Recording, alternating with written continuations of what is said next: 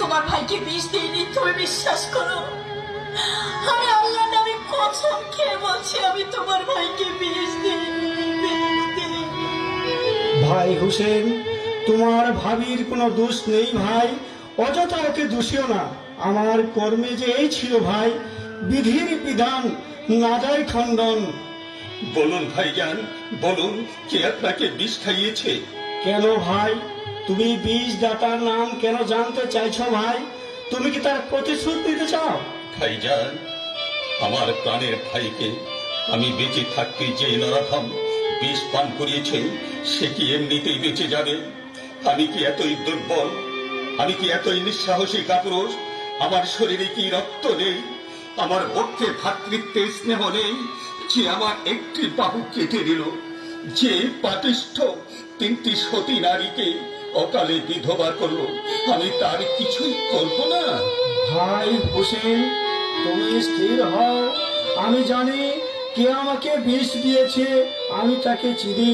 সে আমার সাথে যে ব্যবহার করলো তার বিচার আল্লাহ করবেন।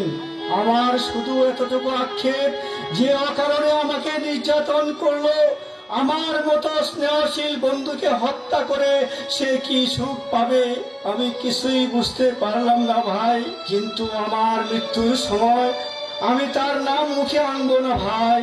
ভাইজান, বিষাদে কাতরি আপনি আমার কাছে সব কিছু গোপন করলেন। এ আপনি কি করলেন ভাইজান? এ আপনি কি করলেন? প্রতিশোধ নিতে না পারলে আমি যে শান্তি পাবো না ভাইজান। অনেক কথা বলার ছিল, অনেকের নিকট থেকে বিদায় নেওয়ার আশা ছিল, কিন্তু বিধির নির্মম পরিহাস, আমাকে তাড়াতাড়ি চলে যেতে হচ্ছে ভাই। বাবা কাসেম, এদিকে এসো। অনেক সাজ ছিল ভাই হোসেন, আমার কাসেমের বিবাহ ধুমধাম করে দিব, কিন্তু তা দেখে যেতে পারলাম না ভাই। তুমি আমার একটি কথা রাখবে ভাই? বলুন ভাইজান, কি কথা ভাইজান? তুমি আমার কাসেমের সাথে তোমার সখিনার বিয়ে দিও, এটাই আমার শেষ অনুরোধ। আপনি শান্ত হন ভাইজান, আপনি শান্ত হন। আমি তাই করব ভাইজান। আপনার আদেশ আমি অক্ষরে অক্ষরে পালন করব।